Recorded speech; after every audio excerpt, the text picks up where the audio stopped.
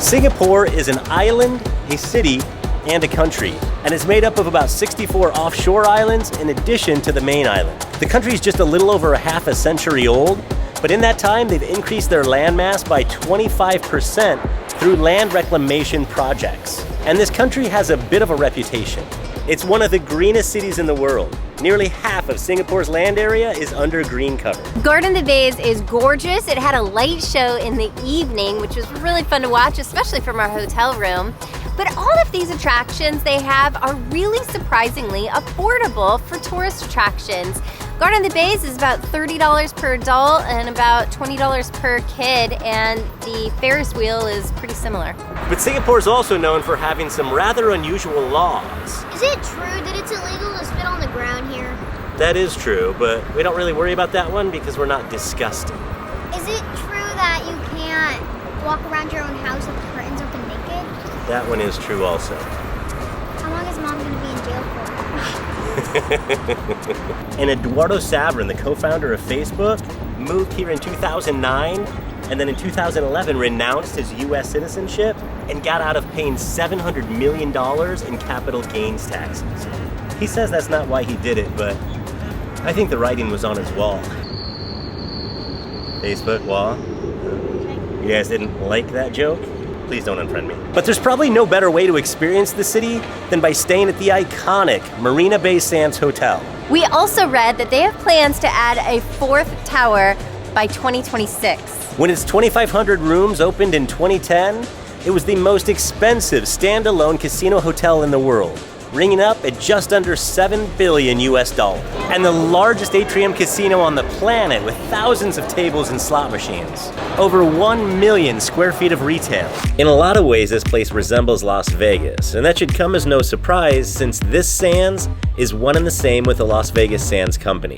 Just like the highest end hotels on the Vegas Strip, Marina Bay is packed with celebrity restaurants. Cut by Wolfgang Puck, French Bistro by Daniel Blue, Bread Street by Gordon Ramsay, but also a lot of authentic Singaporean restaurants. Yeah, like this food court that's completely Singaporean in that every single place in here is Singapore food that's set up to kind of resemble the hawker stalls from our other episode in town. And of course, pretty much every luxury brand that you can think of.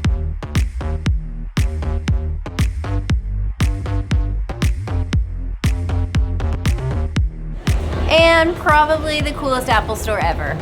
This Apple store is the only one in the world that's completely surrounded by water. Even if you're not in the market for a new device, it's probably the best place in the city to come for uninterrupted 360-degree panoramic views of the bay and Singapore's spectacular skyline. Digital Light Canvas is an attraction that's presented in collaboration with Team Lab, the Japanese collective behind Future World Where Art Meets Science at Art Science Museum. It lets you step beyond the boundaries of physical space, watching schools of fish gather in the ocean beneath your feet while crystals light up overhead. Or paint calligraphy art with your feet while flowers bloom in your wake. We're gonna have lunch right here in the mall at a fine dining Chinese restaurant, Mott 32. They're known for their Peking duck and their dim sum, but there is a ton to choose from. This menu is huge. They also have an entire page dedicated to plant-based signature dishes, so vegetarian, vegan kind of stuff.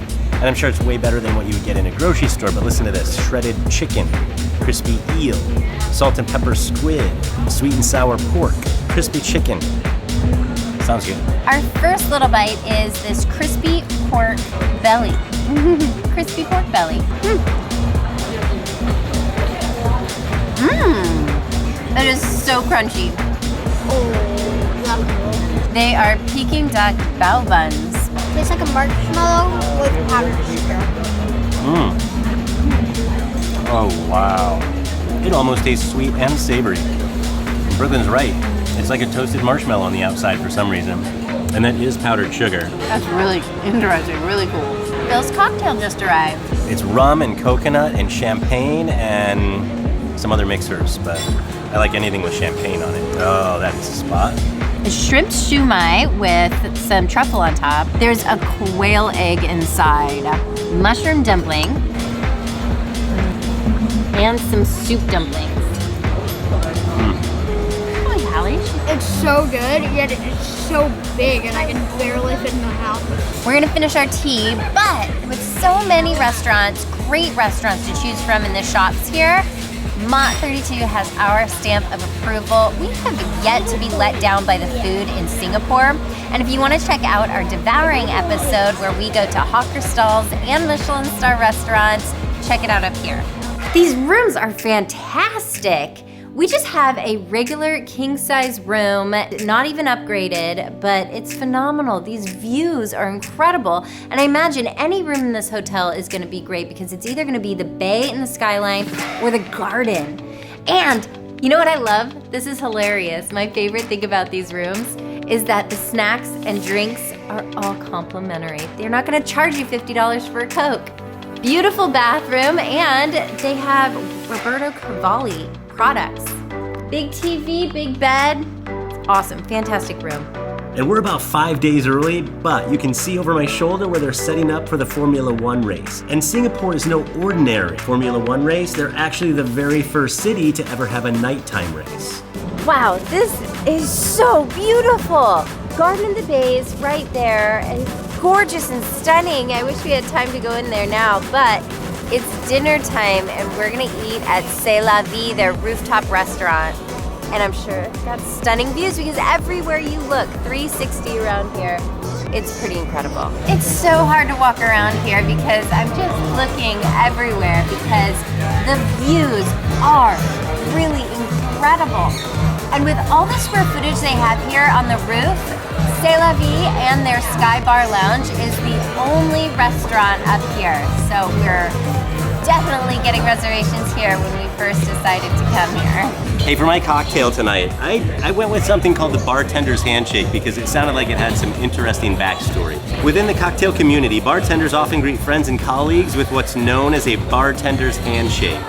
It's a special concoction of their personal choice and favorite spirits and unique flavors of the season. And tonight is an inspiration from the traditional summer coolant drink in southern India called the Ninari Sharbat. And it's an amalgamation of lemon and Ninari roots. So this is Ninari infused Tanqueray London Dry Gin, Havana 7, yuzu, and basil seed.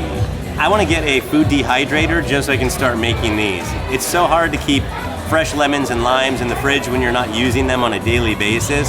So if you make these, you don't have to worry about them going bad after a week or two. They're moving us to another table. I think it's because they saw the camera and they're like, let's give you a really nice view and it'll be a little warmer for the kids. Thank you so much, this is gorgeous. Oh, it's beautiful. Gorgeous. All right, back to my cocktail.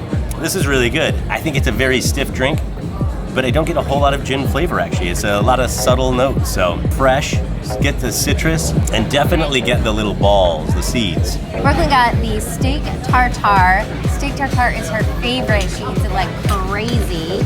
And this one looks really delicious. I did scoot the mustard aside for her. 6 compared to Dario's. Yeah, there still is a little aftertaste of mustard. Not at all like Dario's. Dario's was plain, yet had so much flavor. Well, if you want to see this Dario guy, he is on the chef's table from Netflix's show, and we went to his restaurant in Tuscany. If you want to see it, click up here to put it in your queue and you can watch it next. Look at this, miso mashed potatoes. It's definitely the best looking mashed potatoes I've ever seen. Let's check the flavor. So thick. There's a little bit of color to them. You can't really tell probably on camera, but instead of it being super white, it's got a little bit of a pale brown, so maybe some peels and stuff in there, or the miso. Oh. And then these little like miso flakes or something on top. Maybe a basil oil. Here, babe, try this bite. So good. So impressed with all the food here. Really impressed. And then this Norwegian salmon. That skin is almost impossible to cut through because it's so crispy. It reminds me of our lunch, the crispy pork belly. They know how to do crispy here. What a beautiful piece of salmon. Ginger. I bet that's the foam.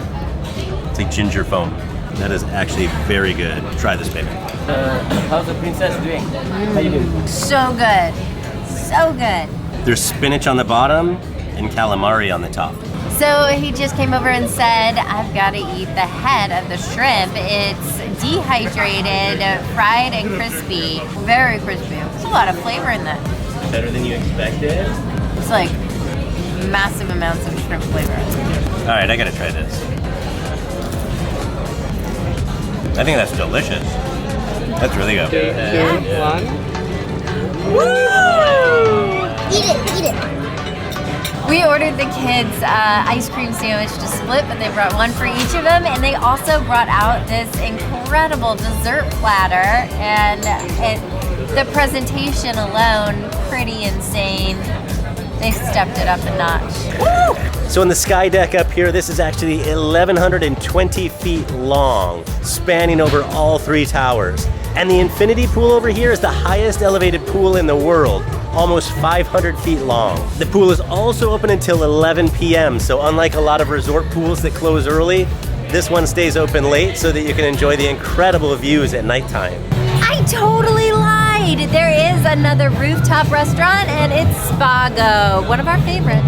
That's Spago by Wolfgang Puck, and I'm pretty sure this is the longest one in the world because it just goes on and on. And apparently there's also Lavo up here, as in the same Lavo restaurant they have in Las Vegas. Well, that wraps it up for this episode. We are blown away by Singapore. We are blown away by this hotel, the whole operation. Everything is pristine here. But we're off to Manila tomorrow, and we are gonna start our 2.5-week adventure in the Philippines. We're doing a lot of island hopping, seeing a lot of different places there. So come along on that adventure with us, follow us along, subscribe, please, and we'll see you in the next episode. We're moving on to Manila, but not so fast.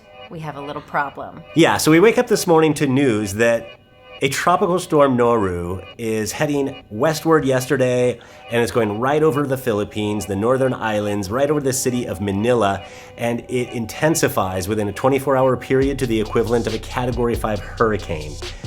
Big problems over the city, so we're not 100% sure that everything's going to work out here, but we've been working with Inspirato, our travel company who made the arrangements for us, looking into all of the news that we possibly can to see if the airport's open, if flights are canceled. We've been checking with our airline, and at this point it looks like we're still going to be able to fly into Manila, so we have packed everything up. We're going to head to the airport, and we're just going to keep our fingers crossed.